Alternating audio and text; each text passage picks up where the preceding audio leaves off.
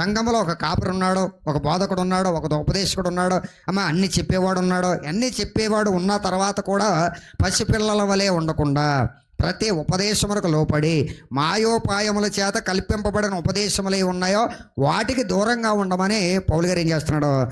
స్పష్టంగా తెలియపరుస్తున్నాడు. హల్లెలూయా. అట్టి ఉపదేశమును వినినప్పుడే నీ జీవితం అంతా చక్కగా ఉంటుంది. ఎందుకంటే ఆయన శిరస్సు అయి ఉన్నాడు.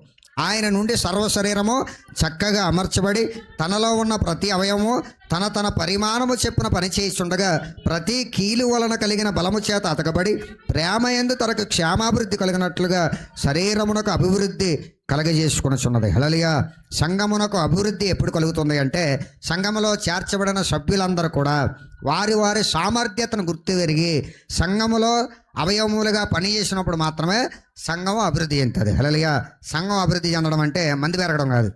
సంఘం అభివృద్ధి చెందడం అంటే